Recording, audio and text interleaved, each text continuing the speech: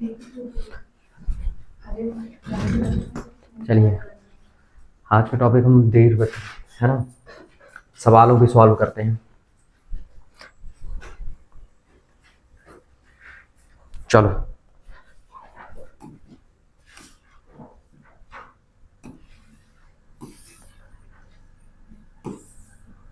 Ellipse के बारे में बात करते हैं। दीर्घवृत्त पहले सोचो, आइडिया सोचो कि कितना अच्छा आइडिया था।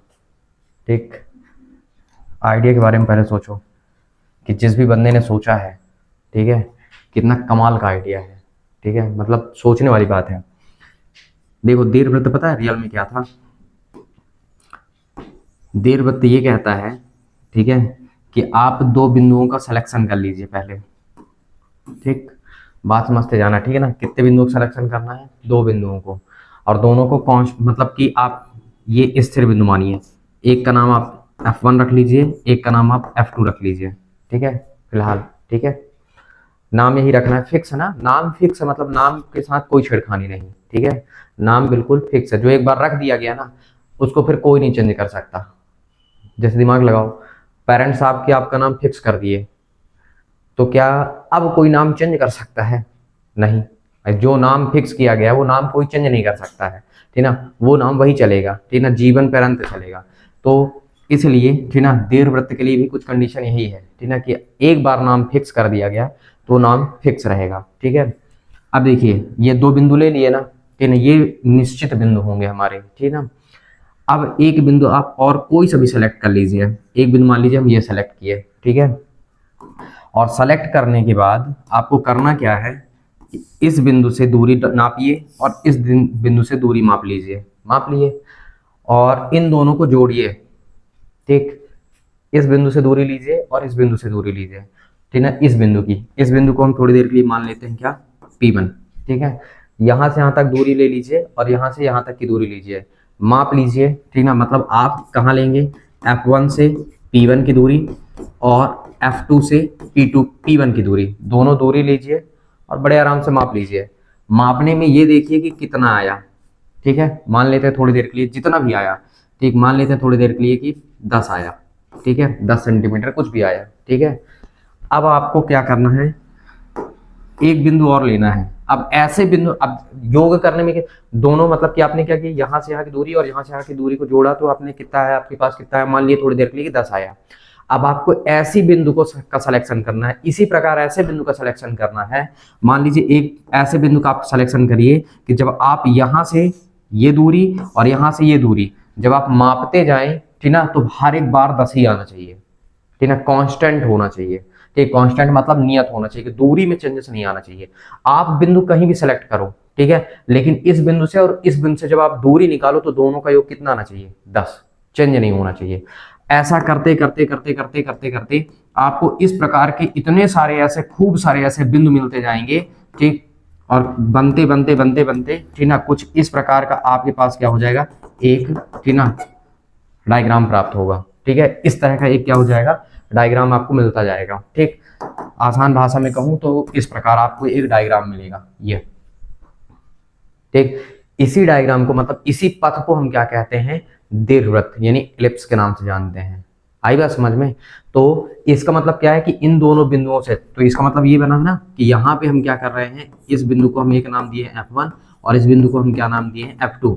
इसका क्या मतलब हुआ कि ये जितने, क्योंकि ये सब बिंदुओं से मिलकर बना है, किससे मिलकर बना हुआ है, बिंदुओं से, तो इसका मतलब ये वाली दूरी और ये वाली दोनों की दूरी का योग हमेशा क्या होगा, मतलब चाहे ये वाली दूरी और ये वाली दूरी दोनों को जोड़िए जितना भी होगा, इसका मतलब ये वाली दूरी और ये वाली दूरी, ठीक ना, इनका भी वही योग होगा। ठीक, ये वाली दूरी, ये वाली दूरी और ये वाली दूरी, इनको भी जोड़िए वही योग होगा। ये वाली दूरी, ये वाली दूरी, इन सबको जोड़ते जाइए, पूरा का पूरा योग वही होगा। ठीक है, कोई भी चेंजेस नहीं होगा। ठीक, तो आई बात समझ में कि दीर्घवृत्त इस तरह से बना।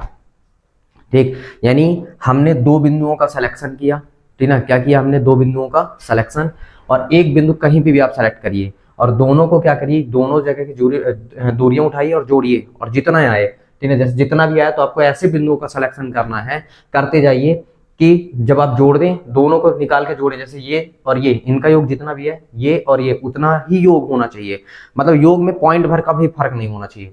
जब आप पॉइंट भर का भी फर्क नहीं होगा ना, तो इस तरह का एक क्या हो जाएगा, आपको पथ प्राप्त होगा, वक्र प्राप्त होगा। इसको हम वक्र भी कहते हैं ना। तो जिसका नाम क्या दिया गया, दीर्घवृत्त। क्या नाम दिया गया, दीर्घवृत्त। आई बात समझ में।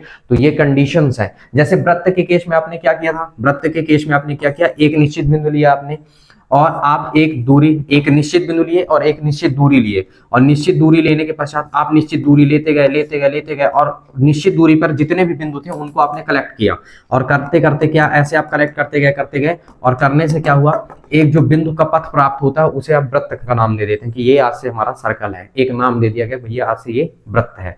ठीक उसी प्रकार आज से ये क्या है, दीर्घवृत्त है। आई बात समझ में, ठीक ना। तो क्या आइडिया था, ठीक ना, मतलब दीर्घवृत्त का आइडिया ये था। ठीक है। अच्छा, ये दोनों जो निश्चित बिंदु थे ना, इन दोनों निश्चित बिंदुओं को क्या नाम दिया गया, तो ये दोनों जो निश्चित बिंदु थे इनको नाम दिया गया कि आज से तुम कहलाओगे नाभि, ठीक ना, यानी नाभियां। तो दीर्घवृत्त में कितनी नाभियां होती हैं, दो। कितनी नाभियां होती हैं, दो नाभियां होती हैं। ठीक है।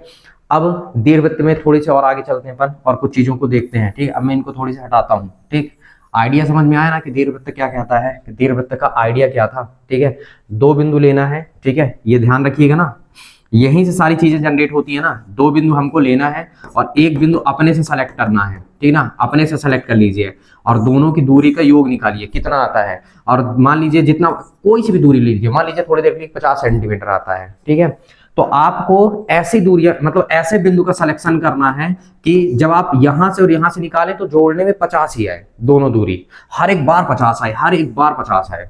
ठीक है, तो जब आप इस तरह आप 50 का जब लेते जाएंगे ना, तो आप ना चाहते हुए भी आपको इस प्रकार का ही एक पथ प्राप्त हो जाएगा। ठीक है, ना चाहते हुए अपनी दूरी को फिक्स रखिए, कांस्टेंट रख दीजिए, अचर करिए। ठीक ना, जितनी भी दूरी आपको सेलेक्ट करनी है कर लीजिए, और दोनों बिंदु से समान दूरी, मतलब दोनों बिंदु की दूरियों का योग आप जोड़ते जाइए, तो आप ना चाहते हुए इसी प्रकार का एक क्या हो जाएगा, पथ यानी वक्र प्राप्त होगा। इसी का नाम क्या है, यही आइडिया क्या है, दीर्घवृत्त है। बात समझ में आई। तो दीर्घवृत्त में कितनी नाभियां होती हैं, दो नाभियां होती हैं। कितनी नाभियां होती हैं, दो। तो चलिए देखते हैं थोड़ी से।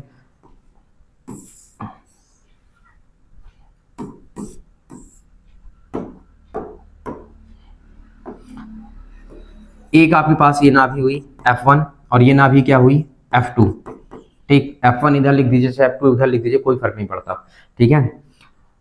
दूसरी चीज अगर हम देखें F1 से, ठीक है ना, F1 और F2 से, ठीक ना, ये जो दोनों नाभियां हैं, दोनों नाभियों से, ठीक, दोनों नाभियों से, ठीक है, अगर हम जो क्या कर रहे हैं, एक एक्सिस खींचते हैं, मतलब एक अक्ष, मतलब कुल मिला के एक रेखा जाने देते हैं, तो ये आज से कहलाएगा, दोनों नाभियों से जाती हुई जो रेखा होती है उसका नाम है दीर्घअक्ष। आज से ये क्या कहलाएगा, दीर्घअक्ष कहलाएगा। ठीक है। दूसरी चीज, मतलब इसका नाम पड़ गया क्या, दीर्घअक्ष। ठीक, दोनों नाभियों से जाती हुई जो रेखा है उसका नाम आज से पड़ेगा क्या, दीर्घअक्ष। आई बात समझ में। दूसरी बात अगर हम देखें, ठीक, दोनों नाभियों, ठीक ना, दोनों नाभियों का जो मध्य बिंदु होगा, बिल्कुल मिड पॉइंट, ठीक ना, मध्य बिंदु होगा, वो कहलाएगा आज से क्या कहलाएगा, आज से कहलाएगा दीर्घवृत्त का केंद्र। क्या कहलाएगा, दीर्घवृत्त का केंद्र। दोनों नाभियों के बीच की जो दूरी हो, मतलब दोनों नाभियों का बीच का जो बिंदु होगा वो कहलाएगा क्या, दीर्घवृत्त का केंद्र। ठीक है। अब देखिए, और दीर्घवृत्त के केंद्र से, ठीक है, कहां से, दीर्घवृत्त के केंद्र से जाती हुई जो रेखा है, ठीक है, दीर्घवृत्त के केंद्र से जाती हुई रेखा, ये दीर्घवृत्त हुआ। ठीक है, ये दीर्घअक्ष हुआ, और ये तुम्हारे पास क्या हुआ, केंद्र हुआ। तो दीर्घवृत्त के केंद्र से और दीर्घअक्ष पर लंबवत, दीर्घअक्ष ये देखो, ये है तुम्हारे पास दीर्घवृत्त के केंद्र से जाती हुई रेखा, और वही रेखा क्या हो, दीर्घअक्ष के लंबवत हो, तो इस रेखा को आज से क्या नाम दिया जाएगा, लघु अक्ष। क्या नाम देंगे हम, लघु अक्ष। ठीक, ये हो जाएगा। अब देखिए एक चीज और रटिए, ठीक है, मतलब अभी कुल मिला के सीधे सीधे आपको रटना है, कोई ऑप्शन नहीं है दूसरा भी, ठीक है, सिर्फ समझना, रटना है।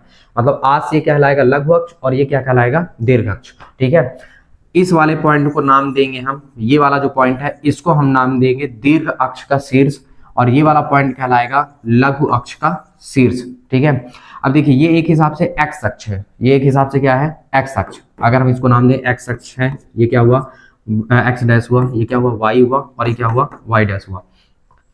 हमको ऐसा दीर्घवृत्त पढ़ना पड़ेगा, मतलब हम यहाँ पे आपकी बुक में ऐसे दीर्घवृत्त को रखा गया है जिसका केंद्र सिर्फ और सिर्फ मूल बिंदु है, जिसका केंद्र सिर्फ और सिर्फ क्या है मूल बिंदु। मतलब ये है आपके पास क्या मूल बिंदु। ठीक, इसको एक नाम दे देते हैं ओ, इस वाले को नाम दे देते हैं ए, इधर वाले को नाम दे देते हैं ए डैश, इस वाले को नाम दे देते हैं बी, और नीचे वाले को नाम दे देते हैं क्या बी डैश। ठीक है, अब दिमाग लगाइए, यहां से ओ से ए तक की कुछ तो दूरी होगी, उस दूरी को मैं थोड़ी देर के लिए मेंशन करता हूं क्या ए।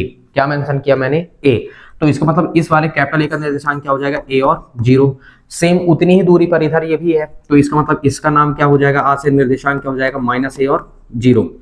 लेकिन ये वाली दूरी को यहां से यहां तक की दूरी तो कम है, तो इस दूरी को मैं नाम देता हूं थोड़ी देर के लिए क्या, मैं संकेत आपको दिखा देता हूं तो आपको थोड़ी सी आसान पड़ेगा। मैंने यहां से यहां तक की दूरी को नाम दिया है ए, क्या नाम दिया है मैंने ए, और यहां से यहां तक की दूरी को नाम दिया है मैंने बी। मतलब ये मेरा ए है और ये मेरा क्या है बी है, समझते जाइएगा।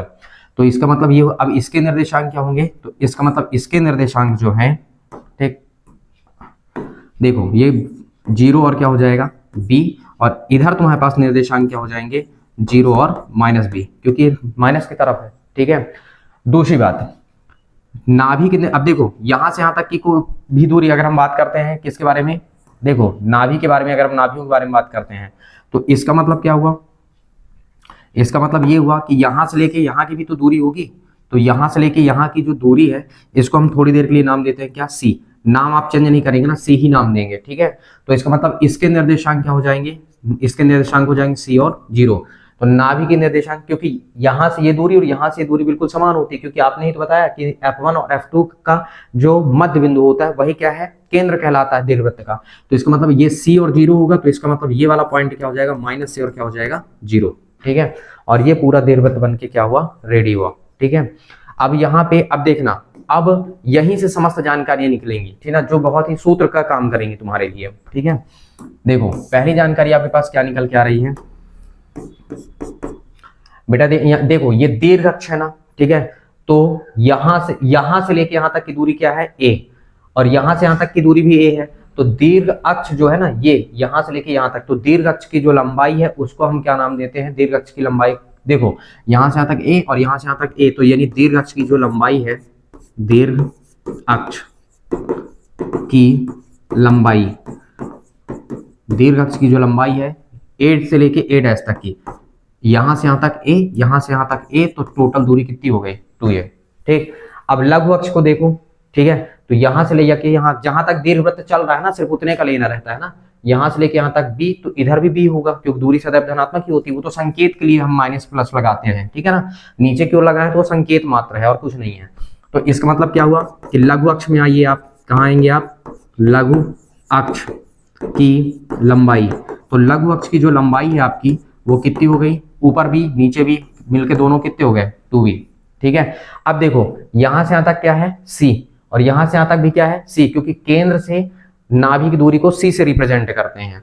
तो इसका मतलब क्या हुआ कि ये c है तो इधर भी c होगा, तो दोनों नाभियों के बीच की दूरी, दोनों नाभियों के बीच की दूरी कितनी हो गई, दोनों नाभियों के बीच की दूरी, बीच की दूरी, तो दोनों नाभियों के बीच की दूरी कितनी हो गई 2c, कितनी हो गई 2c। ठीक, उसके बाद अगर हम देखें, ठीक ये सारी चीजें निकल गई। एक पता है ये जो a है b है और c, तो a b c में संबंध निकल के आता है। ठीक है, अभी आपको सिर्फ याद करना है ना, सिर्फ आपको याद करना है। ठीक, a b व c में संबंध, a b c में क्या है आपके पास संबंध, a b व c में संबंध। ठीक, देखिए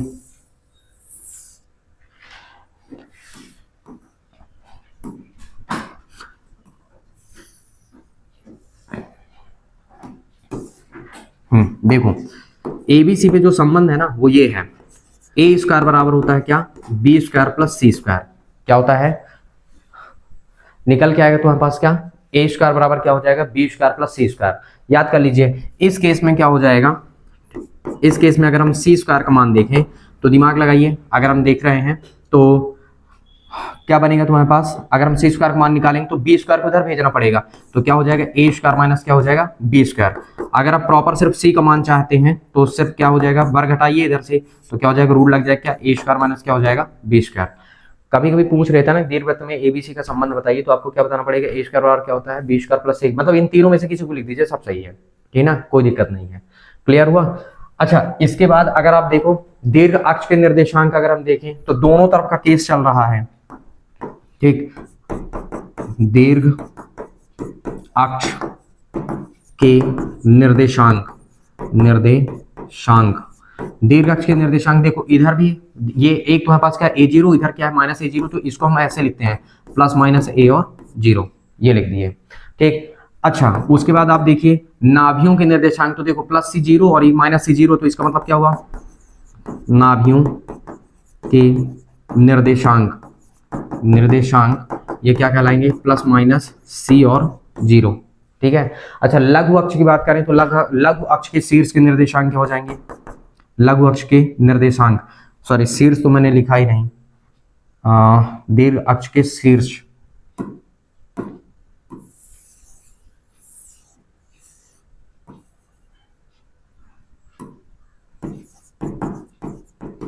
शीर्ष, ठीक है। उसके बाद तुम्हारे पास क्या हो गया, लघु अक्ष के शीर्ष के निर्देशांक, तो ये तुम्हारे पास हो जाएगा क्या 0 और प्लस माइनस क्या हो जाएगा b, ठीक है। ऐसा लघु अक्ष का नॉर्मली पूछता नहीं है, पर फिर भी आपको जानकारी होना चाहिए कि क्या चल रहा है सब कारनामा। तो क्या सिर्फ इसी तरह का बनेगा समीकरण, ठीक, मतलब क्या सिर्फ इसी तरह का एक वृत्त बनेगा, दीर्घवृत्त बनेगा, इस तरह का नहीं, एक अभी और बनेगा, ठीक ना, दो बनते, मानक समीकरण क्या होते हैं, दो बनेंगे। ये चीजें अभी आपके दिमाग में चलनी चाहिए, ठीक ना, इतने से ही क्वेश्चन बनाता है, बाकी ज्यादा दूर नहीं जाएगा, ठीक है। अब अगर हम दीर्घवृत्त के समीकरण के बारे में बात करते हैं ना, तो दीर्घवृत्त के समीकरण आपके पास दो प्रकार के निकल के आएंगे। अच्छा, कोई भी चेंजेस नहीं होता है, अगर हम बात करें चेंजेस के बारे में तो कोई भी चेंजेस नहीं चलेगा, ठीक है। अच्छा, इसके समय ये वाला जो है, अब देखो ये कहाँ फैला है, एक हिसाब से आप देखो कहाँ फैला है, ठीक, एक्स अक्ष पे, कहाँ फैला हुआ है ये एक्स अक्ष पर, ठीक ना। तो इसका जो समीकरण है ना, तो इसका मैं समीकरण आपको स्पेशली अलग से लिख देता हूँ, ठीक, इस दीर्घवृत्त का समीकरण, ठीक है, दीर्घवृत्त का समीकरण, ठीक, ये क्या होगा, x square upon a square plus y square upon b square बराबर कितना हो जाएगा 1, यही है दीर्घवृत्त का समीकरण। दीर्घवृत्त का समीकरण यही है। देखो ये निर्धारित करता है, जैसे ए का मान ए और बी आपको चेक करना पड़ेगा, ठीक ना, कि ए बड़ा है कि छोटा है, ठीक ना, ए बी से क्या है, बड़ा है कि छोटा है। अगर ए बड़ा है, ठीक है, अगर ए बड़ा है तो आपको एक्स अक्ष में फैलाना पड़ेगा, और अगर मान लीजिए बी बड़ा है तो आपको फिर कहाँ फैलाना पड़ेगा, वाई अक्ष में, ठीक ना। सेम आइडिया है, कोई चेंजेस नहीं है, बस यही आपके फॉर्मूले के काम करेंगे, ठीक ना। तो ये बना। अच्छा, एक चीज और, ठीक, उत्केंद्रता भी यहाँ पे आपको पढ़ना है, थोड़ी सी उत्केंद्रता के बारे में भी आप देख लीजिए, ठीक है। किसके बारे में, उत्केंद्रता,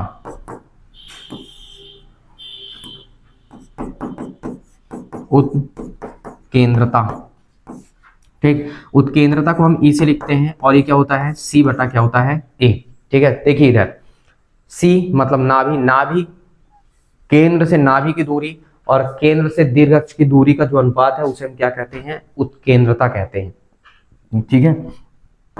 एक आपको और पढ़ना है, नाभिलंब जीवा की लंबाई, क्या पढ़ना है, नाभिलंब जीवा की लंबाई। तो नाभिलंब जीवा की जो लंबाई है वो क्या होती है 2b स्क्वायर अपॉन ए, ये, ठीक है। ये सारी चीजें दिमाग में आपके बिल्कुल रन करनी चाहिए, मतलब दीर्घवृत्त से रिलेटेड ये सारी चीजें हैं, और ये दीर्घवृत्त से रिलेटेड जितनी भी चीजें आपके दिमाग में रन करनी चाहिए, ठीक है। हाँ, जब देखो अगर मान लो ये चेंज होता है, मतलब वाई एक्सेस में फैलता है जब ना, तो काम क्या होगा, सब सेम चलेगा, बस थोड़ी से क्या हो जाएंगे, ये निर्देशांक चेंज होंगे, ठीक ना। बाकी सब वही, दीर्घ अक्ष की लंबाई वही रहेगी आपकी, ठीक है, लघु अक्ष की लंबाई वही रहेगी, दोनों के बीच की नाभियों की दूरी भी वही रहेगी, संबंध भी वही रहेगा, ठीक है। बस ये थोड़ी से चेंजेस होंगे, ठीक ना, इनके निर्देशांक क्या हो जाएंगे, चेंज होंगे। उत्केंद्रता भी वही रहेगा, नाभिलंबी जीवा की लंबाई भी रहेगी, सिर्फ ये 3 चेंज हो जाएंगे, ठीक। देख लीजिए, थोड़ी से दिखा देता हूं, ठीक है, क्योंकि वाई एक्सिस में पहुंच जाएगा उस केस में। देखो बना देता हूं, देखो अभी आपने ये किया, ठीक ना, एक्स एक्सिस के लिए देखा, ठीक है। अब हम एक्स एक्सिस के लिए नहीं बल्कि किस में देखेंगे, हम वाई एक्सिस, ऐसे दो चलेंगे, ठीक है। मैं अभी दोनों को ड्रॉ कर देता हूं, ठीक है।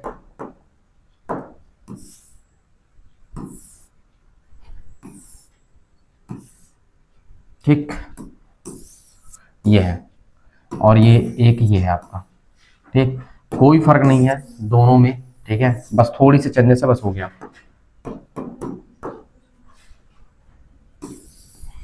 डॉट डॉट में नहीं, देखो ध्यान से देखना है। ये आपका क्या हुआ, एक्स अक्ष, ये क्या हुआ एक्स डैश, ये क्या हुआ वाई, ये क्या हुआ वाई डैश। इसको थोड़ी सी और बड़ा करता हूं मैं,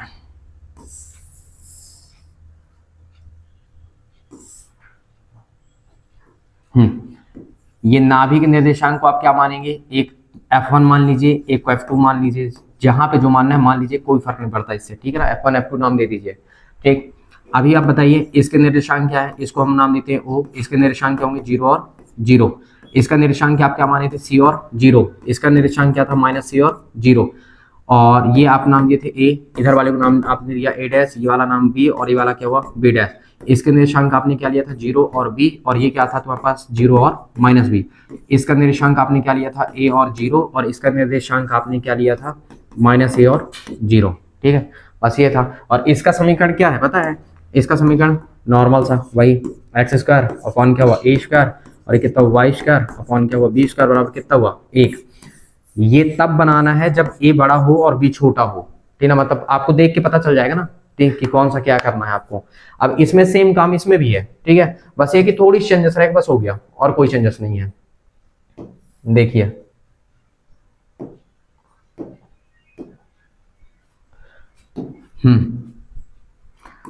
अब देखो नाभि अब आपका कहां चला गया, यहां, तो एक नाभि यहां पहुंच गया, एक नाभि यहां पहुंच गया, बस अब कुछ ये आइडिया है, ठीक है। अब देखो नाभि एक हिसाब से कहां पहुंच गया, जो नाभियां थी अभी एक्स में थी, अब कहां पहुंच गई वाई एक्सिस में है, तो वाई एक्सिस में, और ये आपका क्या होगा केंद्र होगा, तो केंद्र के लिए मूल बिंदु तो वही रहेगा, ठीक ना। इसको नाम दे दो ओ, इसको नाम आप दे रहे हो क्या ए, इसको नाम दे रहे हो आप क्या जस्ट अपोजिट डायरेक्शन में, तो ए डैश, इसको नाम दे दो बी, और इसको नाम दे दो क्या बी डैश, ठीक है।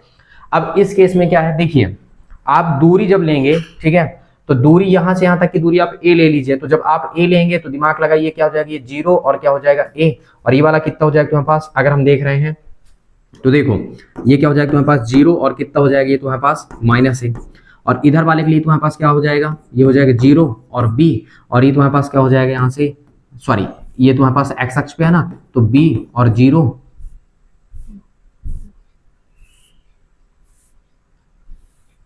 अरे यार ये कितना हो जाएगा 0, और फिर से गलत लिख दिया, ये हो जाएगा b और 0, और ये आपका क्या हो जाएगा -b और 0, ठीक। अब यहाँ पे क्या हो जाएगा, सारे काम सेम चलेंगे। अब देखिए यहाँ पे नाभिक निर्देशांक क्या हो जाएंगे, अब 0 और c, और इधर वाले में कितना हो जाएगा 0 और -c, ठीक। अब यहाँ पे दीर्घवृत्त का समीकरण क्या हो जाएगा, ये चलेगा x² अपॉन क्या हुआ b², ठीक है, x² अपॉन क्या हो जाएगा b², और ये तुम्हारे पास क्या हो जाएगा प्लस इस केस में क्या हो जाएगा y² अपॉन क्या हुआ a², ठीक। और इस केस में तुम्हारे पास क्या हो गया बराबर कितना हुआ 1। अब देखो यहाँ पे नामकरण में हालांकि हमने सेम ही किया है, ठीक है, नाम का। अब देखो यहाँ पे क्या है x² अपॉन b², b क्या है अभी छोटा है, ठीक है, यहाँ पे अभी भी b छोटा ही है, देखो b क्या है छोटा है, और a क्या हो जाएगा बड़ा, मतलब ये a और b से डिसाइड होता है कि ना कि आप किधर बनाएंगे, ठीक।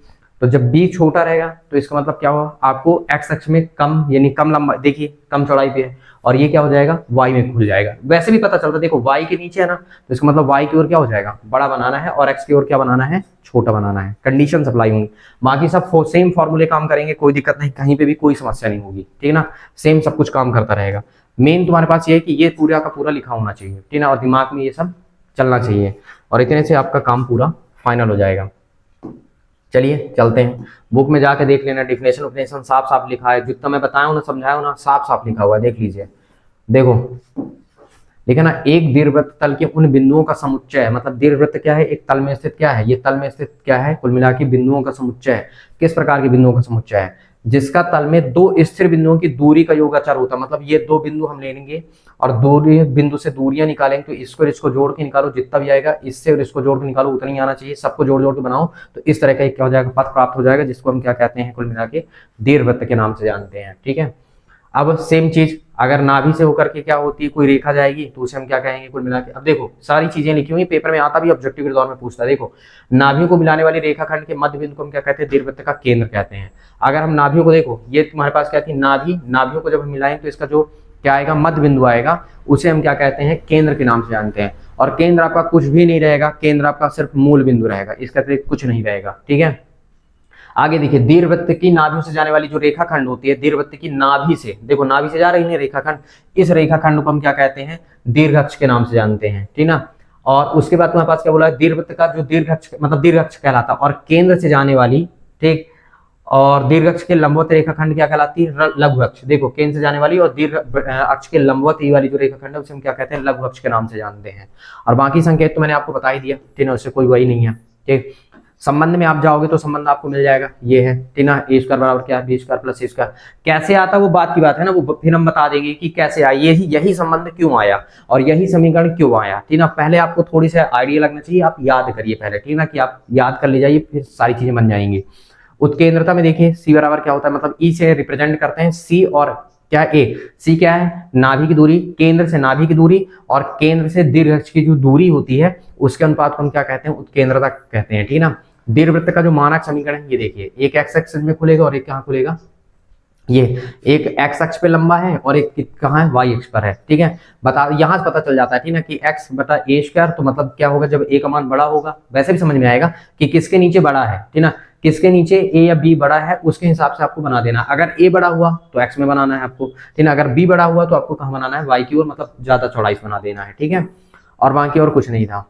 ठीक, हाँ अब चलते हैं अपन और देखते हैं, ठीक, एक एक क्वेश्चन तो थोड़ी सी देख ही लेते हैं। ठीक, और उसके बाद फिर सारी चीजें, नाभि जीवा की लंबाई आपको ज्ञात करना है, तो नाभि जीवा की लंबाई तुम्हारे पास क्या है, ये है, ठीक ना, बी स्क्वायर बटा क्या होता है तुम्हारे पास, सॉरी 2b स्क्वायर बटा क्या होता है, ए। ठीक है, सब सेम चलेगा, कोई फर्क नहीं पड़ना है किसी में भी। ठीक है, समीकरण अपन को कुछ नहीं करना है, बस देखो एक बार और देख के खुद बना सकते हो, देखोगे बना लोगे तो ऑटोमेटिक आपसे हो जाएगा। ठीक ना, अभी एग्जांपल देख लेते हैं फिर क्वेश्चन में चलते हैं, तो सारी चीजें क्लियर हो जाएंगी।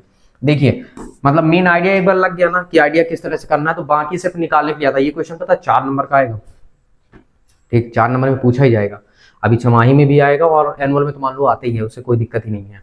ठीक, देखो हल क्या दिया है आपके पास, दिया है दीर्घवृत्त का समीकरण, क्या है, दीर्घवृत्त का समीकरण।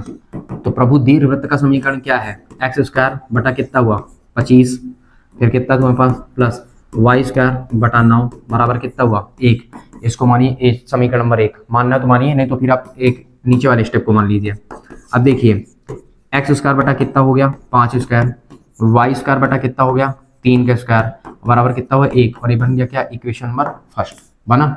ठीक, इससे एक आइडिया हुआ कि x के बटे में वैल्यू बड़ी है, ठीक है, और y के बटे में छोटी है, तो इसका मतलब ये हुआ कि अगर आप दीर्घवृत्त बनाएंगे तो दीर्घवृत्त में ये है कि आपको ऐसा कुछ बनाना होगा।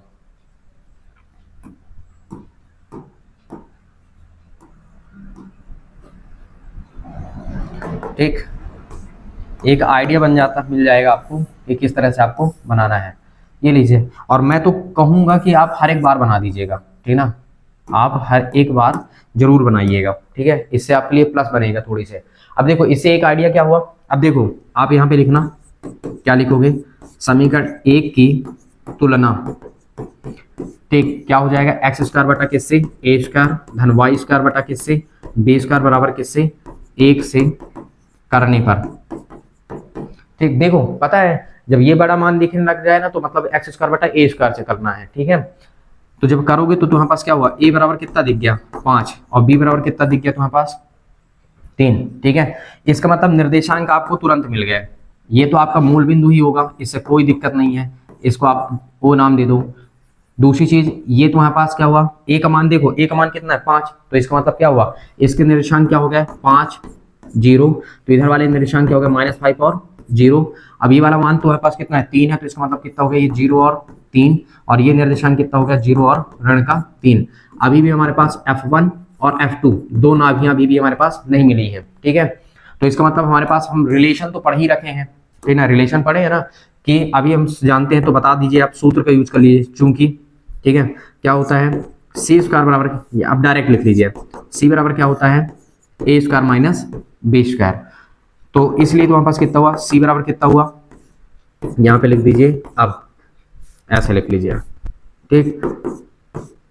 अब ये कितना हुआ ए का मान कितना है 5, तो यहाँ पे कितना हुआ 5 का स्क्वायर और माइनस कितना हो जाएगा हमारे पास 3 का स्क्वायर, और ये कितना कहलाया सी बराबर 5 बार कितना हुआ 25 और 3 का कितना हुआ 9, और इस केस में कितना हो जाएगा हमारे पास सी बराबर कितना बच गया 16, और 16 को अब क्या लिखोगे 4। इसका मतलब सी हमारे पास आ गया ना, तो सी क्या है नाभि का निर्देशांक, सी क्या है नाभि का निर्देशांक। तो ले जाइए नाभि वाले में ले जाके रख के आइए, तो आइए 4 आ गया ना, तो इसका मतलब ये है कि यहाँ रखिए, तो कितना हो जाएगा यहाँ पे आपके पास 4 0 और कितना हो जाएगा आपके पास -4 और 0, ठीक। अब कुछ नहीं करना, सब मिल गया ना, पूरा डेटा मिल गया। अब आप जितना जानते हो, जो जो तुम जानते हो, ठीक ना, सब लिख दो, ठीक है, क्योंकि प्रश्न उतने ही पूछेगा, जो जो तुम जानते हो उतने ही पूछेगा। देखो शीर्ष के निर्देशांक, ठीक ना, नाभि और शीर्ष के निर्देशांक पूछ रहा है, दीर्घ अक्ष एवं लघु अक्ष की लंबाई पूछ रहा है, उत्केंद्रता पूछ रहा है, नाभि लंब जीवा की लंबाई पूछ रहा है, ठीक है। बस मतलब जितना हम जान रहे हैं बस उतने ही प्रश्न पूछ भी रहा है, उससे ज्यादा कुछ पूछेगा भी नहीं, जितना दिया उतने पूछेगा। तो आ जाइए लिखिए अब, और नंबर 1 लिखिए, ठीक है, शीर्ष के निर्देशांक, ठीक है, एक ही लिखना होता है, दीर्घ वाला लिखना होता है, बाकी जब वो शीर्ष पूछे ना तो समझ जाना कि दीर्घ अक्ष वाले शीर्ष की बात कर रहा है, बाकी किसी की नहीं पूछ रहा है वो, ठीक है। तो तुम्हारे पास क्या हो जाएगा, चाहे तो आप पूरा लिख दो, दीर्घ अक्ष के शीर्ष के निर्देशांक, तो ये तुम्हारे पास कितना हो गया, दीर्घ अक्ष में देखो आप प्लस माइनस लगाइए 5 और 0 दोनों साथ में लिखिए, उधर वाला भी इधर वाला भी, ठीक है। इसमें नामकरण कर दो थोड़ी से, ये हुआ ए और ये क्या हुआ ए डैश, और इस वाले पॉइंट पर नाम दो बी डैश, सॉरी बी, और नीचे वाले नाम को दे दो क्या बी डैश। ये तुम्हारा एक्स है, ये तुम्हारा क्या हुआ एक्स डैश, और ये क्या है वाई, और ये वाला पॉइंट क्या हुआ वाई डैश, बन गया, ठीक। सेकेंड नंबर तुम क्या जानते हो लघु अक्ष, लघु अक्ष, तो इसमें कितना हो जाएगा 0 और प्लस माइनस कितना हुआ ये। तीसरे में आओ नाभि, नाभियों के निर्देशांक, ठीक, लाइन खींचने का मतलब सेम है लिखना है, ठीक, नाभियों के निर्देशांक, तो ये तुम्हारे पास कितने हो जाएंगे दिमाग लगाओ, कितना हो जाएगा +-4 और कितना हुआ 0। अब क्या बचा तुम्हारे पास नाभियों के बीच की दूरी, दीर्घ अक्ष की लंबाई भी ज्ञात कर सकते हो, ठीक है। तो क्या हो जाएगा तुम्हारे पास दीर्घ अक्ष की लंबाई, दीर्घ अक्ष की लंबाई, तो दीर्घ अक्ष की लंबाई कितनी होती है बताओ 2a, तो इसका मतलब 2 गुणे a का मान कितना निकला है 5, तो इसका मतलब 5 दूनी कितना हो गया 10, ठीक। 5वें नंबर तुम्हारे पास कितना हो गया लघु अक्ष की लंबाई, तो ये कितना हो गया 2b, 2 गुणे कितना है b का मान 3 है, 3 दूनी कितना हो गया 6। अब क्या बचा दोनों नाभियों के बीच की दूरी, दोनों नाभियों के बीच की दूरी, ये कितना हुआ 2c, 2 गुणे c का मान कितना है 4, तो 4 दूनी कितना हो गया 8। अब क्या बच गया उत्केंद्रता और नाभि लंब जीवा की लंबाई। 7वें नंबर में आइए उत्केंद्रता,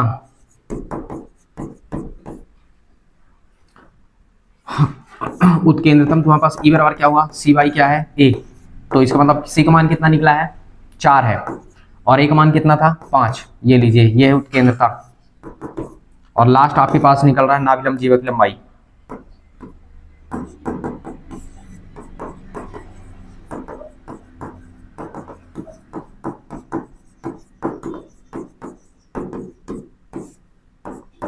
कितना होता है ये 2b² और बटे कितना होता है a, ये वो 2 गुणे b², b का मान कितना है 3, तो 3 का स्क्वायर और बटे कितना हुआ a का मान 5, 3 का 9, 9 दूनी 18, 18/5, ठीक। ये हो गया, ये समझ में आया कैसे निकालना है। ये पूरा मतलब क्वेश्चन में सब लिखा हुआ है, ठीक है, मतलब सारी चीजें हैं, जितना इसमें पूछा आप उतना निकालना, मैं तो सब निकाल दिया हूँ, ठीक है ना, क्योंकि आपको जानकारी होनी चाहिए इसलिए मैं सब निकाल दिया हूँ। प्रश्न में जितना पूछता है आप उतना निकालिएगा, ठीक है, क्योंकि मान लीजिए मैं इसलिए बता दिया क्योंकि एग्जाम में जब पूछने का काम करता है ना, तो कहीं से मान लीजिए ऑब्जेक्टिव में पूछना हुआ उसको तो वो ऐसे पूछेगा आपसे, ठीक है, फिर इसके लिए कोई दूसरा ऑप्शन नहीं बनेगा, ठीक है। तो ये तरीका ये है। अच्छा, कभी कभी हमको इस तरह का समीकरण नहीं दिखेगा, ठीक है, अगर आप कभी जब हल करेंगे ना तो आपको ये लगेगा कि अब देखिए जैसे इसको देखिए आप, आपको दिख रहा है कि उस तरह का दीर्घवृत्त का समीकरण है, मतलब सॉरी दीर्घवृत्त का समीकरण है, ये नहीं दिख रहा है, और नहीं दिख रहा है तो इसका मतलब क्या हुआ कि नहीं दिख रहा, तो दिखाओ, बनाओ उसको, ठीक है। तो चलो बनाते हैं।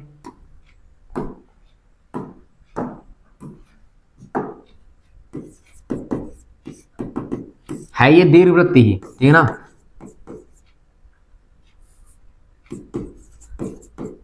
दिया है दीर्घवृत्त का समीकरण, दीर्घवृत्त का समीकरण। अभी आपके पास क्या है, 9x² 4y² बराबर कितना हुआ 36, यही ना है। दिमाग लगाइए, हमको बराबर में 1 चाहिए और x² बटे होना चाहिए, y² बटे होना चाहिए। तो लास्ट में 1 कब आएगा, 1 कब आएगा जब 36 का भाग दे दें, इससे पहले तो आएगा नहीं। तो एक काम करो 36 का से डिवाइड करो आप, 9x² बटे कितना हुआ 36, और कितना हुआ यहाँ से कितना हो गया 4, और y² बटे में कितना हुआ 36, और यहाँ से कितना हो जाएगा 36 y कितना हो गया 36। क्लियर हुआ, ठीक। तो अब यहाँ से क्या हो जाएगा, डिवाइड कर दीजिए, डिवाइड जैसे आप करेंगे तो कितना हो जाएगा x², और यहाँ से कितना हो जाएगा 4, और कितना हो जाएगा आपके पास y² 9, और ये कितना हो जाएगा आपके पास 1। कन्वर्ट हो गया ना। अब इसको देखिए, आप इसको भी स्क्वायर के रूप में बनाइए तो ये कितना हो जाएगा 2 का स्क्वायर, और ये कितना हो y², और कितना हो यहाँ से 3² इक्वल कितना हो 1।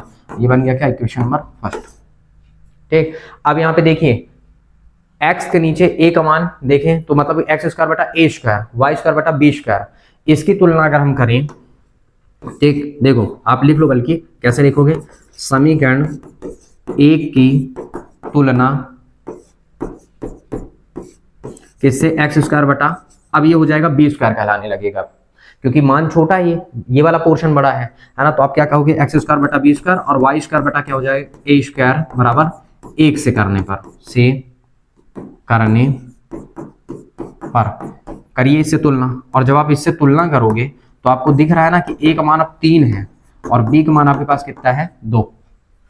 आई बात समझ में, a का मान देखो, a ये है ना, तो a ये है, b ये है, ठीक है। तो ये कंडीशन निकला। बाकी सबसे, अब आप सोचेंगे कि सर हम चित्र ना बनाए तो कोई दिक्कत नहीं है, आप चित्र ना बनाइए क्योंकि आपको पता है कि कॉन्सेप्ट क्या है, ठीक ना, क्योंकि आप सारी चीजें आपको क्लियर हो चुकी हैं। लेकिन चित्र बनाने से क्या होता है ना कि हर एक कॉन्सेप्ट, मतलब चित्र जब आप बनाओगे ना तो थोड़ी से कॉन्सेप्ट और अच्छे से क्लियर होता जाएगा, ठीक ना, मतलब एक भी मतलब कुल मिला के डाउट ही ना रह जाएगा। तो मैं ये जरूर कहूंगा कि आप थोड़ी से चित्र जरूर एक बार बना लिया करिए, चाहे कैसे बनाइए जरूर, है ना, मतलब थोड़ी से बना लीजिए। तो अब देखिए ये आइडिया लग गया ना कि हमारे पास क्या हो जाएगा, एक्सेस में अगर हम कहाँ रन कर रहे हैं, अब ये वाई में चलने लग गया, कुछ इस प्रकार से चलेगा, एक तरीका थोड़ी सी आइडिया अनुभव हो जाएगा ना। ये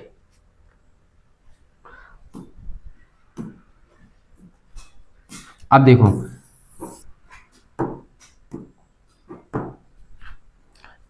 चलो पहले सी का मान निकालो, सी का मान निकालो, उसके बाद सब फिर इकट्ठा रखते हैं, ठीक। अब क्या होता है, सी बराबर क्या होता है आपके पास √a² माइनस b²। तो सी बराबर कितना हुआ, a का मान कितना हुआ आपका 3, तो 3 का स्क्वायर माइनस कितना हुआ 2 का स्क्वायर, कुल मिला कितना हुआ 3 त्रिकाई 9 और 2 दूनी 4, वर्क करिए आप, 9 माइनस कितना हुआ 4, और इस केस में कितना हो गया c इज इक्वल टू 5। ये है c इज इक्वल टू क्या हुआ आपके पास 5, निकल के आ गया ना, √5 आ गया, ठीक। यानी सी का मान अब अपने पास ये अवेलेबल है, ए का मान वो है, बी का मान ये है। अब एक काम करिए, चलिए और डायग्राम में बनाइए और रख के आइए, सब आपके पास रेडी रखा हुआ है। नामकरण करिए, ये वाला पॉइंट क्या हुआ ए, ये वाला पॉइंट क्या हुआ बी, ये वाला पॉइंट सॉरी ये वाले पॉइंट को हम नाम देते हैं a', इस वाले पॉइंट को नाम देते हैं b, और इस वाले को नाम देते हैं क्या b'। अब a आपका बड़ा है ना, तो इसका मतलब यहां से यहां तक a का काम कौन करेगा यहाँ, तो इसका मतलब a का मान 3 है, तो इसका मतलब निर्देशांक क्या हो जाएगा 0 और 3। और इधर कितना हो जाएगा 0 और माइनस का 3। y में x का मान शून्य होता है ना, तो निर्देशित करते समय थोड़ी सी ध्यान रखना है ना। अब b तुम्हारे पास 2 है, तो इसका मतलब यहाँ पे निर्देशांक हो जाएगा 2 और ये 0, और इधर कितना हो जाएगा -2 और कितना हो गया 0। और ये तो आपका पता ही है कि मूल बिंदु तो 0 0 आप लेंगे, ये इसको आप नाम देते हैं O। ठीक है, नाभि आपके पास है तो दिमाग लगाइए, नाभि भी अब आपके पास कहाँ पहुंच गई, y एक्सिस पे, मतलब ये F1 है और ये क्या है F2 है। अब आपके पास c का मान कितना आया है √5, तो इसका मतलब ये कितना निकल के आएगा 0 और √5, और ये आ गया आपके पास 0 और माइनस का √5, ये आ गया। तो ये सब निर्देशित हो गया। ठीक है, अब आप जाइए सवाल में और जो जो प्रश्न कह रहा है बस उतना उतना लिख दीजिए। नाभियों के निर्देशांक, तो नाभियों में प्लस लगाइए और क्या हो जाएगा 0 प्लस माइनस कितना हो जाएगा आपके पास √5 हो जाएगा। तो शीर्ष के निर्देशांक, तो शीर्ष के निर्देशांक क्या हो जाएंगे तुम्हारे पास, ये हो जाएगा, दीर्घ का लिखना पड़ता है आपको, तो आप दोनों लिखिएगा। अब फिर उसके बाद बोला दीर्घ और लघु अक्ष की लंबाइयां ज्ञात करनी है आपको, सेम निकालिए और उत्केंद्रता ज्ञात करना है, सारी चीजें सेम चलेंगी। ठीक है, अब देखना। ठीक है, अब इस तरह के सवाल जितने भी है मतलब ये बताते हैं, और जितने भी मतलब बनेंगे वो सब प्रश्नावली से आप कर लीजिएगा। ठीक है ना बनेगा तो फिर मुझे बताइए तो मैं बता दूंगा। ठीक है, क्योंकि जब तक तुम नहीं लगाओगे तब तक तो बनेगा ही नहीं, स्वाभाविक सी बात है। तो चलो जो जो पूछा है सब निकाल लेना, बन जाएगा निकालते ही। ठीक, जितना भी अपडेट अपने पास पूरा सब कुछ है, तो जो जो बोला गया है सब निकालना, कोशिश करना कि आप सब निकाल दो। ठीक है, और सब निकालने के पश्चात जो बचेगा, ठीक है, मतलब कुल मिला के जितना पूछेगा जब एग्जाम में उस हिसाब से फिर लिख देना, अभी आप पूरा निकाल लेना। ठीक है ना, आई बात समझ में। लेकिन हाँ, चित्र जरूर बनाना है, हर हाल में चित्र बनाना है। ठीक है, नेक्स्ट तुम्हारे पास क्या हुआ, नींद आ रहा है, बताऊं फिर मैं।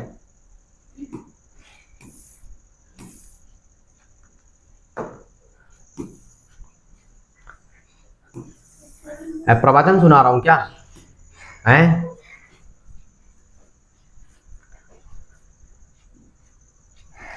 हाँ, अब देखिए दीर्घवृत्त का समीकरण ज्ञात करना है। ठीक है, अब कैसे आइडिया हो कि जब दीर्घवृत्त का समीकरण अपन को ज्ञात करना है तो आइडिया कैसे निकलेगा। ठीक, जिसके नाभियों के निर्देशांक दिए गए हैं, नाभि का निर्देशांक दिया गया है और शीर्ष का निर्देशांक दिया गया है। ठीक है, तो इसका मतलब क्या हुआ, नाभि के निर्देशांक और शीर्ष के निर्देशांक से हमको वृत्त का समीकरण ज्ञात करना है। ठीक है, तो देखिए ये कितना दिया गया है, a का मान है, और वो तुम्हारे पास कितना दिया गया है, c का मान दिया गया है। इसका मतलब तुम्हारे पास क्या हो, a और c। तो एक आइडिया पहले दिमाग लगाइए कि हम c बराबर क्या पढ़े हैं, a² माइनस b², या फिर आप ऐसे समझिए कि हम ये भी तो पढ़ के आए हैं, ठीक ना, कि c² बराबर ऐसे ले लो a² और माइनस क्या हो गया b², यही तो था। अब c का मान कितना दिख रहा है आपको 5, तो 5 का कितना हो जाएगा 25, और a का कितना हो जाएगा 13 का कितना हो जाएगा 169, और इन क्या हुआ 20²। इसका मतलब इधर लेके आएंगे तो देखो 20² इधर आके क्या हो जाएगा घन का, और ये कितना हो जाएगा 169 ये हुआ, और ये उधर जाके कितना हो गया 25, मतलब कुल मिलाकर बनेगा 144। तो 20 बराबर कितना निकल के आएगा 12, मतलब b कहाँ कितना निकल के आ रहा है 12 आ रहा है। ठीक है, एक आइडिया तो ये हो गया। ठीक है, दूसरी आइडिया अगर हम बात करते हैं कि हाँ b का मान कम है, तो आप ये भी दिमाग लगा सकते हैं, और ये सब पंचायत करने से अच्छा ये है, ठीक है, कि आप सीधे ये फोकस करो ना कि नाभि है कहाँ, एक्स अक्ष पर, एक्स का मान है वाई का मान नहीं है, एक्स का मान है वाई का मान नहीं है। इसका मतलब हमारा जो दीर्घवृत्त है वो कहाँ है, फैला है, एक्स अक्ष में फैला है। ये एक आइडिया मिल जाता है। तो देखिए बना लीजिए, कंडीशन ही है। तो इस केस में क्या हो गया,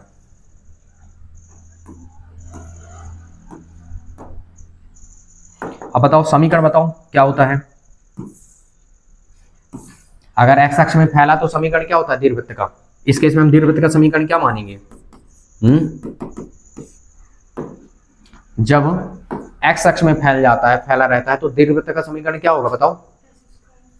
बोलो, मानते हैं, माना दीर्घवृत्त का समीकरण, दीर्घवृत्त का समीकरण क्या होगा, x² बटा a² प्लस y² बटा b² बराबर कितना हुआ 1, और ये बन गया क्या समीकरण नंबर 1। ठीक, बस अब हमारा एक ही टारगेट है, a लाओ b लाओ, a और b का मान लाओ और अपना काम कर ले जाओ। ठीक ना, a और b ला के रख दो, खत्म। इस समीकरण में रखना है a और b का मान निकाल के, तो इसका मतलब संकेत हमको दिया कि नाभि के निर्देशांक खुद बताया है। ठीक है, अब आप स्वयं देखिए। ठीक है, नाभियों के निर्देशांक क्या दिया गया है, आप लिख सकते हैं, दिया है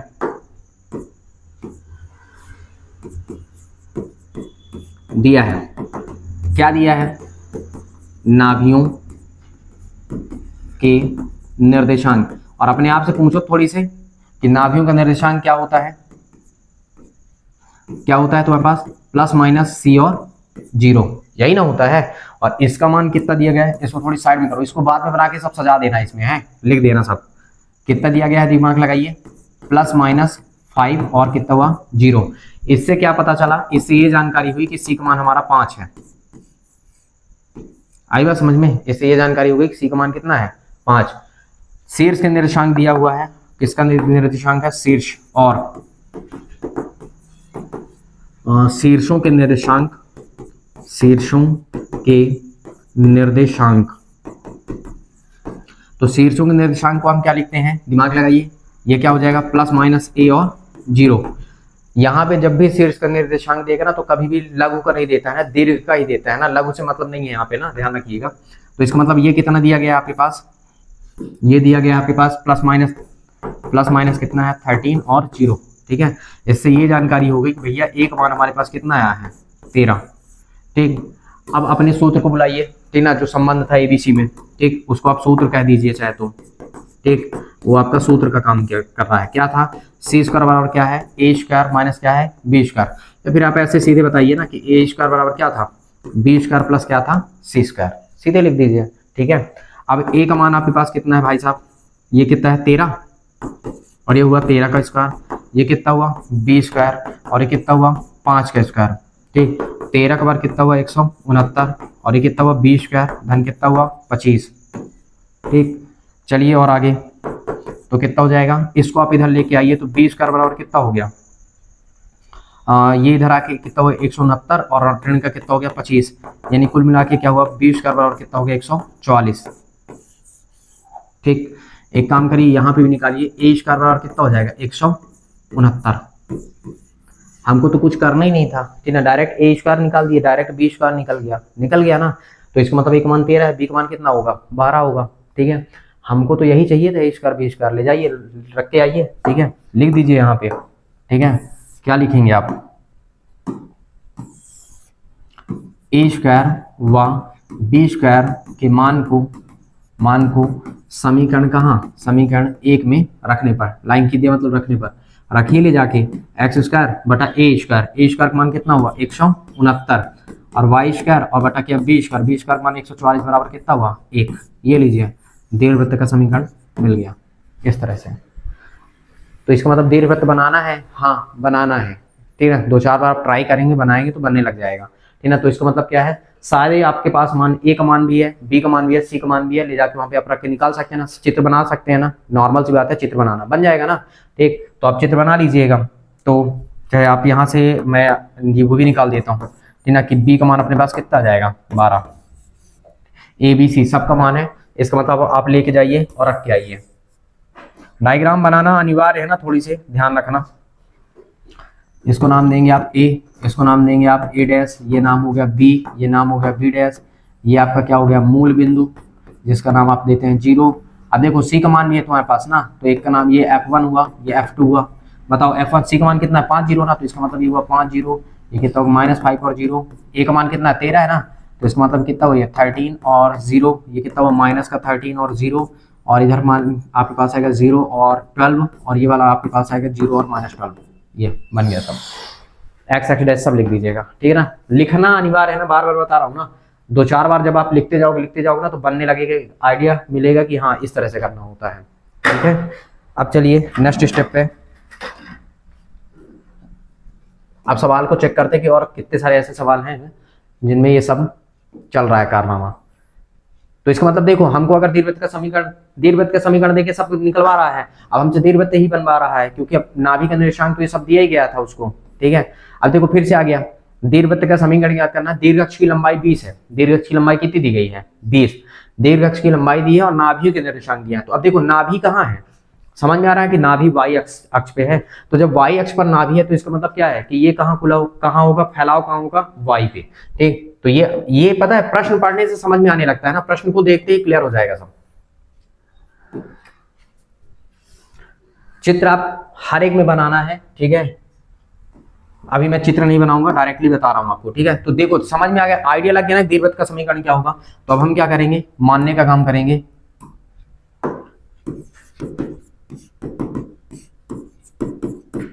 माना दीर्घवृत्त का समीकरण, ये समझ में आया। कहां से पता चला कि वाई में खुला है, क्योंकि x का मान 0 है और x का मान शून्य कहाँ होता है, y अक्ष पर, ठीक है।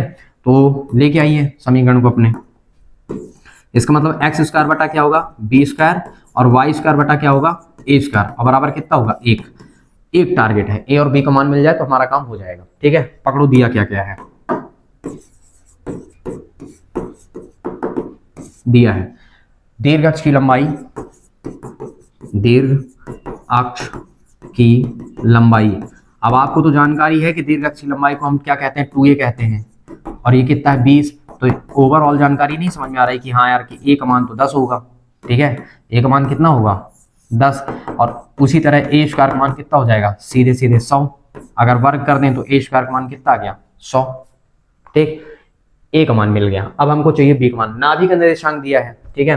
पकड़िए दूसरा कॉन्सेप्ट, और क्या है, नाभियों के निर्देशांक, नाभियों के निर्देशांक, ठीक। और नाभिक निर्देशांक क्या है, 0 प्लस माइनस क्या होता है c। तो ये कितना दिया गया है 0 और प्लस माइनस कितना है 5। इसका एक आइडिया ये लग गया, ठीक ना, कि c बराबर कितना है अपने पास 5। निकल के आ गया ना। और जब c का मान आ गया तो हम जो सूत्र पढ़ के रखे हैं संबंध वाला, ठीक है, उसको प्रस्तुत करो। उस भाई साहब को बुलाने का टाइम आ गया, ठीक है। सूत्र लाओ, क्या है सूत्र, बुलाओ। ए स्क्वायर बराबर क्या हुआ, बी स्क्वायर धन सी स्क्वायर, ठीक। ए का मान प्रेजेंट करिए, ए स्क्वायर का मान तो आपको ऐसे पता चल रहा है 100 है, बी स्क्वायर का मान पता नहीं, सी स्क्वायर का मान, सी का मान कितना हुआ 5, तो 5 का क्या हुआ स्क्वायर। इसका मतलब आपके पास सीधे ओवरऑल क्या निकल के आ रहा है, ये कितना हुआ 100 बराबर कितना हुआ बी स्क्वायर धन कितना हुआ 25। यानी कुल मिला के अगर हम देखें तो बी स्क्वायर बराबर इधर आप घटाओ तो कितना बच जाएगा 75, निकल गया। अब जब ये तुम्हारे पास ए स्क्वायर और बी स्क्वायर दोनों मान निकल गया तो ले जाकर समीकरण में रख के आओ, ठीक।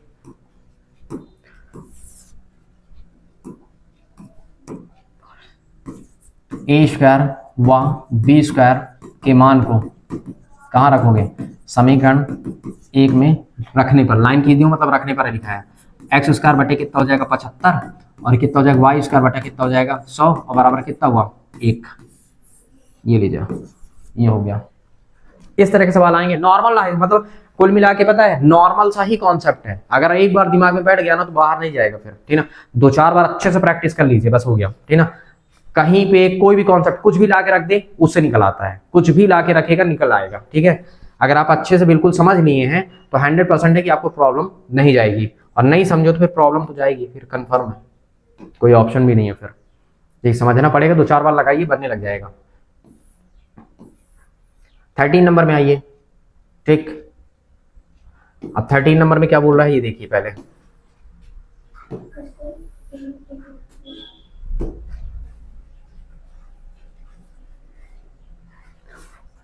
कितने एग्जाम्पल है इसमें, ये लास्ट एग्जाम्पल है, ठीक है।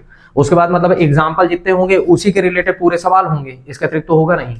पढ़ो प्रश्न, उस दीर्घवृत्त का समीकरण याद करना है, ठीक है, जिसकी दीर्घ अक्ष एक्स अक्ष के अनुदिश है, ठीक है। कहाँ है, एक्स अक्ष पर है, ठीक है। और क्या बताया गया है, और बिंदु इतने तथा इतने, बिंदु इतने तथा इतने पर स्थित है। दीर्घवृत्त जो है ना, और बिंदु इतने तथा इतने दीर्घवृत्त पर स्थित है, मतलब 2 बिंदु क्या है दीर्घवृत्त पर स्थित है, ठीक है। बनाते हैं, अब इसमें तो बिना चित्र से काम ही ना हो पाएगा, बनाओ।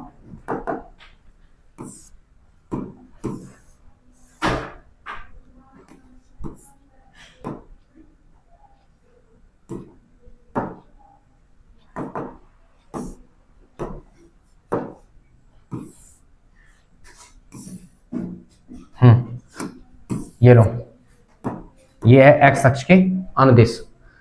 अब क्या बोला गया है, अब रीजनेबल चीज सोचिए पहले आप। इसका मतलब हम पहले एक जानकारी तो हमको हासिल हो गई कि दीर्घवृत्त का समीकरण क्या होगा। आप यहां पे लिखेंगे माना दीर्घवृत्त का समीकरण, दीर्घवृत्त का समीकरण क्या आपके पास, एक्स स्क्वायर बटा क्या हुआ ए स्क्वायर प्लस वाई स्क्वायर बटा क्या हुआ बी स्क्वायर बराबर कितना हुआ 1, और समीकरण नंबर क्या हुआ 1, ठीक। अब ये क्या बोला गया है, एक्स अक्ष के अनुदिश है, और 2 बिंदु जो है ना वो दीर्घवृत्त पर स्थित है। 2 जो बिंदु है वो दीर्घवृत्त पर स्थित है। इसका मतलब कौन कौन से बिंदु दीर्घवृत्त पर हैं, एक ये 4 और 3। अब देखना तरीका समझना, पहले दोनों बिंदु धनात्मक है, इसका मतलब प्रथम चतुर्थांश में होंगे, तो यहाँ कहीं पे होगा, एक नाम दे देते P, ये 4 और 3 है। अच्छा एक माइनस और दूसरा क्या है, प्लस है, पहला माइनस दूसरा प्लस, इसका मतलब कहाँ होगा, द्वितीय में। ठीक, तो ये तुम्हारे पास कितना हो गया, एक नाम दे दो Q, ये कितना हुआ, पहला माइनस हो गया और दूसरा क्या हो गया, प्लस। इसमें दोनों माइनस होते हैं, इसमें एक क्या होता है, प्लस होता है, एक क्या होता है, माइनस होता है। मतलब यहाँ से दीर्घवृत्त दो बिंदुओं से गुजर रहा है, जा रहा है ना, तो इसका क्या मतलब हुआ, अब ये तो मूल बिंदु है, ये इसका केंद्र हुआ, तो केंद्र में तो कोई प्रॉब्लम नहीं है, क्या हो गया, 0 0 हो गया। इसका मतलब अभी हमारे पास कोई डेटा नहीं है, ठीक है, और वो सिर्फ उसको हम चाहिए क्या, दीर्घवृत्त का समीकरण। ठीक है, तो हम एक काम करते हैं, मान लिए अब देखो दीर्घवृत्त जो एक है वो बिंदु इतने तथा इतने से होकर जा रहा है, तो इसका मतलब बिंदु जो है दीर्घवृत्त के समीकरण को क्या करेंगे, संतुष्ट करेंगे। ठीक है, आप स्वयं देखो कि मतलब अगर ये घूम रहा है तो इसका मतलब इसी के ऊपर स्थित है ना, तो इसका मतलब संतुष्ट करेंगे। तो आप क्या बताओगे, लिखना पड़ेगा। ठीक, समीकरण कह दो, चाहे दीर्घवृत्त एक कह दो, दीर्घवृत्त एक पर बिंदु 4 3 व ऋण 1 4 स्थित हैं, तो दीर्घवृत्त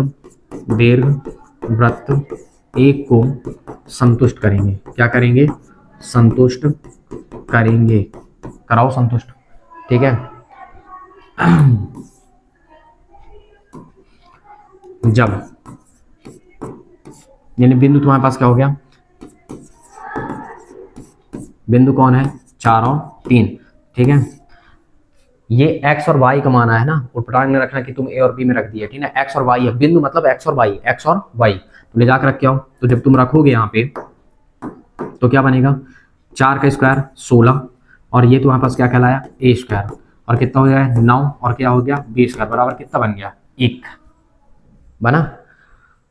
तो अब इसको हल करना है, और हल करके क्या करना, मतलब एक ये है, अभी एक और बनेगा तुम्हारे पास, और इन दोनों को हल करने के बाद तुमको क्या करना, तो एक काम करते हैं, बात समझना थोड़ी सी। ठीक है, मैं इसको क्या ऐसे नहीं लिख सकता, 1/a स्क्वायर 16, और या फिर ऐसे भी लिख दो, ठीक ना, 16 और गुणे 1/a स्क्वायर और 9 1/b स्क्वायर बराबर कितना हुआ, 1 लिख सकते हैं ना। और इस केस में हम इसको लिख दिए 16, इसको लिख दिया मैं x, और कितना हुआ 9, और ये हुआ y, और बराबर कितना हुआ 1। तो इसको मानता हूँ मैं समीकरण नंबर 2, और मैं यहाँ पे मान लेता हूँ, क्या माना हूँ, माना x बराबर मैंने माना है 1/a स्क्वायर, और y बराबर मान लिया मैंने 1/b स्क्वायर। ठीक है, इनको मैंने ये मान लिया है कि भैया थोड़ी देर के लिए ये हैं, समीकरण को हल करने में सहायता प्रदान करेंगे। ठीक है, हमने x y का नाम दे दिया, हमने क्या नाम दे दिया, x और y का नाम। ठीक है, अच्छा दूसरा, अब देखो बिंदु किससे दूसरा बिंदु भी अभी अपने पास है, प्रेजेंट है। अगर आप देखें तो बिंदु दूसरा भी तो स्थित है, कौन से स्थित है, -1 और क्या है 4 है, तो इसका मतलब इस ये भी संतुष्ट करेंगे। तो ले जाके करवाओ, तो कितना हो जाएगा, ऋण 1 कवर करोगे 1, और बटे कितना हो जाएगा a स्क्वायर, और ये कितना हो जाएगा 4 का कितना हो गया 16, 16 बटे कितना हो गया b स्क्वायर, और बराबर कितना हुआ 1। तो इसका मतलब इसको भी अगर हम उसी प्रकार सेट कर दें, देखो ये तो वैसे भी 1/a स्क्वायर जब कितना हो जाएगा x, समझते जाना, और 1/b स्क्वायर जब कितना, ये 16 बचेगा तुम्हारे पास, और 1/b स्क्वायर जब कितना हो जाएगा तुम्हारे पास y, और बराबर कितना हुआ 1, और ये बन गया क्या, समीकरण नंबर 3। इसमें भी क्योंकि एक बार मान चुके हैं तो वही चीज हमने लिख दिया, ये 16 दिमाग लगाओ, 16 गया बाहर, 1/b स्क्वायर बचेगा, तो 1/b स्क्वायर को हमने क्या नाम दिया है y। ठीक है, और इससे काम हो गया। अच्छा ऐसा हमने क्यों किया, क्योंकि हमको a स्क्वायर b स्क्वायर का मान चाहिए, तभी तो ले जाकर रखेंगे। तो यहाँ से विलोपन विधि से हमको सहायता मिल जाएगा हल करने में, विलोपन विधि लगाएंगे आ जाएगा। ठीक है, तो चलो करते हैं विलोपन विधि, तो विलोपन विधि से लगाओ और हल कर डालो। दिमाग लगाओ, गुणांक भी बराबर नहीं है, और गुणांक बराबर नहीं है तो इसका मतलब क्या हुआ कि पहले आपको अब गुणांक बराबर करना पड़ेगा। ठीक है, तो चलिए गुणांक बराबर करिए।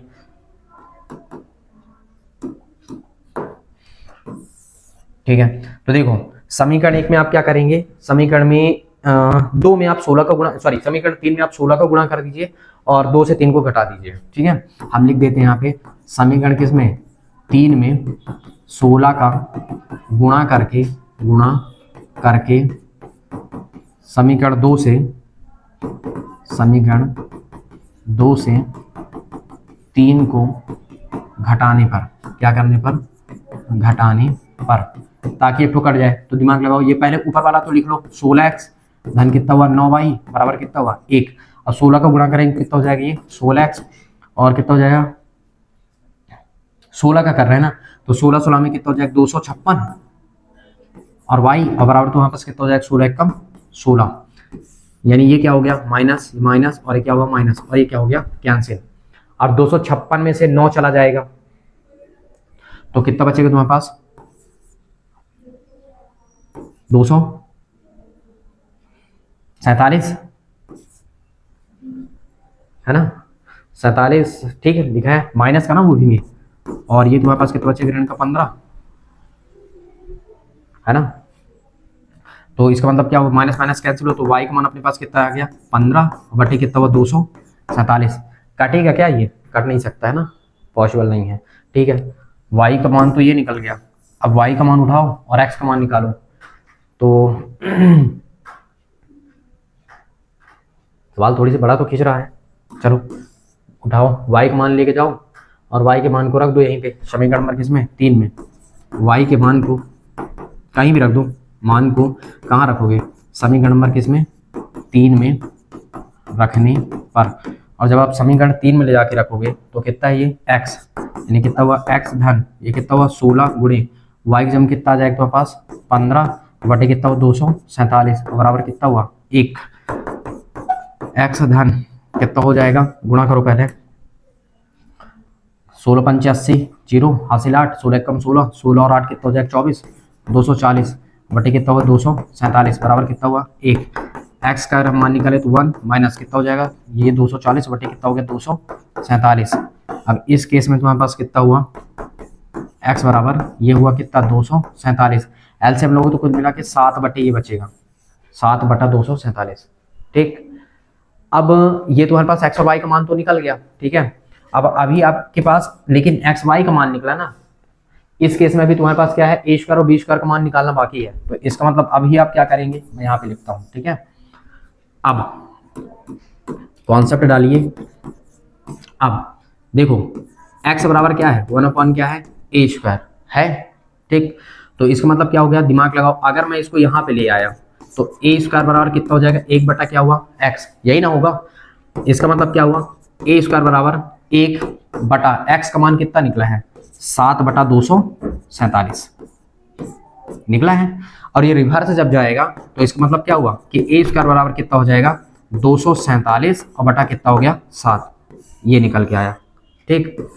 उसी प्रकार तुमने y बराबर क्या माना था 1 बटा b स्क्वायर, तो इसका मतलब b स्क्वायर का मान कितना हुआ 1 बटा कितना हो गया y, यानी b स्क्वायर बराबर कितना हुआ 1 और y का मान कितना हुआ 15 और बटे कितना हुआ तुम्हारे पास 247, 15 बटा कितना हुआ 247, ठीक। इसका मतलब ये क्या कहलाया b स्क्वायर बराबर कितना रिवर्स ऊपर जाएगा कितना होगा 247 और बटे कितना हो जाएगा 15, ये हुआ, दो मान निकल गए, ठीक। अब ले जाओ और a स्क्वायर और b स्क्वायर का मान ले जाओ और कहाँ रख के आओगे समीकरण नंबर 1 में रखो जो है, तो ले जाके रखो, लिखो यहाँ पे a स्क्वायर व b स्क्वायर के मान को कहाँ समीकरण में किसमें 1 में रखने पर, ठीक। इस केस में कितना हो जाएगा एक्स स्क्वायर बटा ए स्क्वायर का मान कितना लिखोगे 247 और बटे कितना हो जाएगा 7, ये 247 बटे 7 मेरे हिसाब से कट जाएगा यार, 7 त्रिक 21 3 से ना कटेगा, ठीक है। ये हुआ, और ये कितना हो जाएगा तुम्हारे पास वाई स्क्वायर बटा कितना हो जाएगा 247 और बटे कितना हो जाएगा 15 बराबर कितना हुआ 1, ये रिवर्स जाएगा तो कितना हो जाएगा 7 एक्स स्क्वायर बटे कितना हो जाएगा 247 और धन कितना हो गया 15 वाई स्क्वायर बटे कितना हो गया 247 बराबर कितना हुआ 1। चेक करो कहाँ पे छोड़ा है, आ गया। तो देखो दिमाग लगाओ कि आपको इस तरह भी करना पड़ेगा ना, क्योंकि जब वो पूछने का काम करता है ना तो सिर्फ यही काम चलेंगे आपके पास, दिमाग लगाइए और एक्स वाई यानी ए बी का मान निकालना है तो कन्वर्ट कर लिया करो, ठीक है। सवाल वैसे ठीक था, अच्छा सवाल था ये, ठीक। अब बाकी प्रश्नावली में जितने भी हैं कर लेना, ठीक है, और जो ना बनेंगे तो फिर मुझे बताना, ठीक है। अब इसमें क्या है ना कि इसमें उस हिसाब से हल नहीं करता है, ठीक ना। अब यहाँ पे देखो एलसीएम लेके सीधे कर दिया, फाइनल कर दिया ना, एलसीएम लोगे ना तो वही आ जाएगा, इससे परेशान ना होना, ठीक। जब एलसीएम लोगे ना तो 247 इधर चला जाएगा सीधे सीधे। आप कह सकते हो कि अगर आपको ज्यादा डाउट है तो इस केस में ये कर सकते हो, देखो उसमें तो बहुत आसान, पता नहीं इतना आसान ला कैसे देता है। जैसे मान लो सपोज दैट, ठीक, इसको आप आगे 247 का आप गुणा कर दो, तो गुणा करो तो कितना हो जाएगा 7x का स्क्वायर, और ये कैंसिल होते जाएंगे और कितना हो जाएगा, ये हो गया तुम्हारे पास कितना 15y का स्क्वायर, और ये कितना हो जाएगा 247। चाहे आप यहाँ छोड़ो चाहे यहाँ छोड़ो, ठीक है, ये सब वही है, ठीक है, एक ही चीज़ है, इससे कोई फर्क नहीं पड़ता है, ठीक है। सवाल में चलना है अपन को, सवाल आपका ये था, ये इसमें तो सब कुछ ज्ञात करना है आपको, सेम सारी चीज बता दिया था। ये अभी शीर्ष और नाभि वाला भी बताया था, ठीक है। अभी तुम्हारे पास अंत्य बिंदु, अंत्य बिंदु का मतलब क्या है, दीर्घ अक्ष के अंत्य बिंदु मतलब शीर्ष के निर्देशांक, अंत्य बिंदु मतलब शीर्ष के निर्देशांक, ठीक है। लंबाई दिया गया है, ये सब सवाल को सेम करना है, ठीक है ना। नहीं बनेगा तो बताना, फिर उसके बाद हम बता देंगे। बाकी इनमें मेरे हिसाब से कुछ ऐसा है ही नहीं कि जो ना बने, ठीक। अगर ये कंफर्म हो जाएगा तो फिर हम कल देखेंगे अति परवलय के बारे में, ठीक है। फिलहाल आज के लिए इतना ही।